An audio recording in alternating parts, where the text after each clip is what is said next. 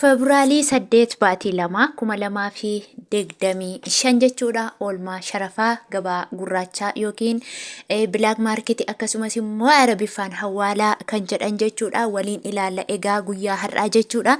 Sharafni gadi bu'ee moo ol ka'eetiin jira isiniin jedhee isinii qabadhee dhufeetiin jira.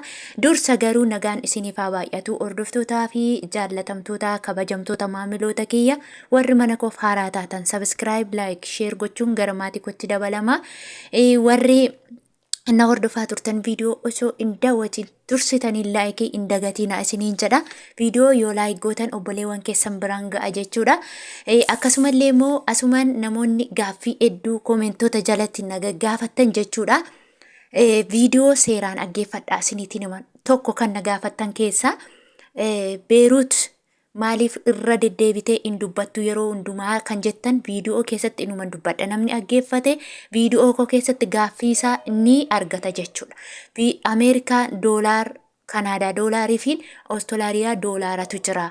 Garuu miindaan doolaarota sadan keessa jiran keessa Bahreen miti Joordaanii fi Beeruut takka doolaaratu kennama. Beeruut tootaaluma walumaa galatti doolaaratu kaffalama. Beeruutiif garuu Joordaan keessatti si'a takka namoonni tokko doolaara kaffalu, namoonni tokko immoo diinaara kaffalu jechuudha. Kanaaf iyyuu doolaarri kun immoo doolaara sadan keessaa Awustiraaliyaa, Kanaadaa fi Ameerikaa keessa kamtu nuu kaffalama warri jettan kan isinii kaffalamu doolaara Ameerikaati. Kanaafuu sharafni yeroo kanani Ameerikaa himu akka Beeruut himee akka Joordaan himeetti fudhadha tokko. Gaaffii kana.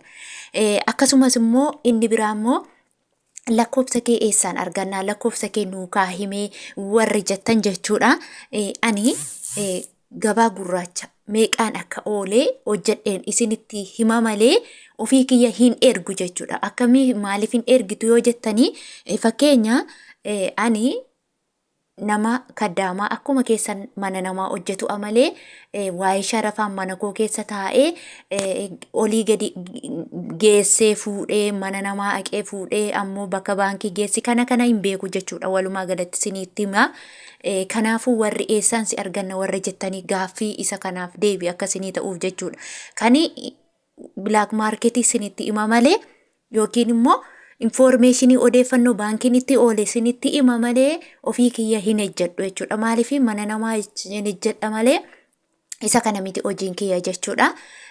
Akkasumas immoo bakka kallattiin jiru iyyuu hin beeku ani olii gaddeemee nama harkaa fuudhee yookiin immoo daldalee kana jiraachuu miti. Hojiin kiyya kana daldaluu otoo hin taane hojiin kiyya kaddaamaadha jechuudha. Isinitti hima asumarraan ijoollee baay'eetu maaloo eessaan lakkoofsa arganna warra jettaniif. Kanatti aansuudhaan immoo egaa sharafni guyyaa har'aa meeqaan akka Olee waliin ilaalla jechuudha. Tokkoffaa irratti Ameerikaa doolaarirraa yoon isinii ka'ee Ameerikaan doolaarri tokko karaa ethiobilackmarket.com yookiin karaa gabaa gurraachaatiin 145.69 Olee jira jechuudha. Egaa isa kanammoo namoonni weebsaayitii qabdan ethiobilackmarket.com jettanii yeroo barreessitanii biyyoota barbaadan sarchi gootanii isinii ba'uu danda'a jechuudha. Akkasumas immoo guyyaa isa waliin iskiriinshuutii irraan isinii ka'a. Guyyaan har'a Febraarii 8 baatii 2025 ta'uusaa ilaalladhaa irra isinii godha jechuudha. Inni itti aanu immoo yuuroodha. Yuuroon tokko karaa gabaa gurraachaatiin 150.46 Olee jira jechuudha. Akkasumallee Swiss frankiin tokko karaa gabaa gurraachaatiin 160.12 Olee jira jechuudha. Inni itti aanu Chaayinaa Heewaanidha. Chaayinaa Heewaan tokko karaa gabaa gurraachaa 19.98 Olee jira. Kuweet diinaarri tokko karaa gabaa gurraachaatiin 471.66 Olee jira. Akkasumallee Joordaan diinaaridha. Joordaan diinaarri tokko 205.35 Olee jira jechuudha. Akkasumallee Kanaadaa doolaaridha. Kanaadaa doolaarri tokko 101.91 Olee jira. Inni itti aanu immoo Bahreen diinaaridha.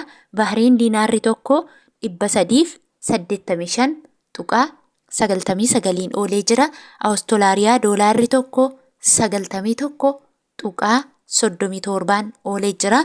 Paawundi sterlingiin tokko 180.70 oolee jira. Kaatar riyaalli tokko 38.90 oolee jira. Akkasumallee inni itti aanu Dubaay diraamiidha. Dubaay diraamni tokko guyyaa har'aa 39.67 oolee jira. Namoonni baay'een Dubaay fi Saawudii akkasumas kan Ameerikaa doolaaritti fayyadamtu waan ta'eef Dubaayis iskiriinshuutirran isinii kaa'a jechuudha. Guyyaan har'aa Febraarii 8 baatii 2/2025 sarchi gootanii itti fayyadamuu ni dandeessu. Laayik godhaa viidiyoo laayikii godhaa. Yoo laayik gootan buusta jechuudha. Akkasumallee inni itti aanu immoo Saawud Arabiyaa riyaalidha. Saawud Arabiyaa riyaalli tokko karaa gabaa gurraachaatiin oolmaansaa guyyaa har'aa 38.79 oolee jira jechuudha. Garuu akka warri Saawud Arabiyaa ittiin jedhanitti immoo jechuudha. Warri siistemii warri daldalaa Saawud Arabiyaa itti erganitti immoo namoonni birriin keessan baay'ee ta'ee 28 ergaa jiru har'a jechuudha. 28 yeroon isiniin jedhu tokko isheetu 28 otoo hin taane maallaqa qabdan 28 firtu jechuudha. Warri birriin keessan xiqqishuu taate immoo 28.50 ooleera jechuudha. Fakkeenyaaf birriin kee 1,000 gadi hanga 1,000 2,000 akkasumas hanga 500 yoo taate fakkeenya 500 yoo qabaatte 500 baay'isuu 1,000 hiruu 28.50 yoo jette argatta. Warri birriin keessan baay'ee ta'e immoo jechuudha. Fakkeenyaaf 3,000 yookiin 4 yoo qabaatte fakkeenya 3,000 baay'isuu 1,000 hiruu 28 yoo jettan argachuu dandeessu. Mashwaara 50 qobaatti baaftuu jechuudha. Akkasumallee immoo isa karaa gabaa gurraachaatiin namoonni cheeggoona ilaalla jettan isiniifis iskiriinshuutirran isinii kaa'a akka gabaan gurraachi ittiin jiruun ilaallachuu dandeessu. Guyyaan har'aa Febraarii 8 baatii 2/2028 ta'a. Ilaallattanii itti fayyadamu 2025 ta'uusaa ilaallattanii itti fayyadamuu akka dandeessan abdiin qaba.